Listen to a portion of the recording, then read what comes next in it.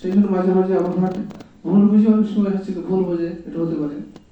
আবার মনে করি যে স্যার এই কাজটা করলো না করলো পারতো, but the greater interest of this universe আর দি এনভায়রনমেন্ট, সেটা কোনো সময় কিছু করতেও হয়, কারণ এটা না করলে আবার এটা ঠিক হবে না, ফ্রুটফুল হয় না। সেই জন্য অধিকম খেয়াল থেকে যাতে এটা কোনো হার্মফুল না হয়, আবার সাস্টেনেবল ওয়েতে যেন সব কিছু হয়, সেই জন্য আবার চেষ্টা করি অনেক সময় কষ্ট হলেও যেন প্রপার কাজটা যেন হয়। ফর এক্সাম্পল ইউনিভার্সিটি যে লেখাপড়া, পরিবেশ, এনভায়রনমেন্ট, এটা যদি হাই কোয়ালিটি এনভায়রনমেন্ট আমরা না দিতে পারি, আসলে হাই কোয়ালিটি কোনো কিছু আশা করা যায় না।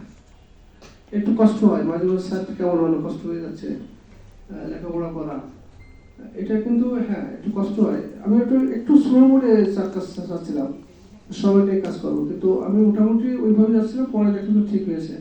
কারণ একটু এডুকেশন প্রসেস অ্যাকচুয়ালি এটা হঠাৎ করে হয় না, তো সে কারণে একটু স্লো যেতে হয়, স্লো মোডে যেতে হয়, সাস্টেনেবল চিন্তা করতে হয়। চেঞ্জটা তো একদিন হয় না, আস্তে আস্তে হতে হয়, মোটিভেশন দরকার, আস্তে আস্তে চা খেতে হয়, মাঝে মাঝে চা বিস্কুট গল্প, স্টুডেন্ট মিশতে হয়। এটাই খুবই গুরুত্বপূর্ণ। টিচারদের সাথে ধরো কলিগদের সাথে মাঝে চা খাই, গল্প করি, সিনিয়রদের সাথে থাকা, ওর মন ভরে যাবে, কিন্তু এভাবে একটা কাজটা করতে হবে। এটা কি ওই যে হ্যাপিনেস বা ভালোবাসার যে জিনিসটা, এটা কিন্তু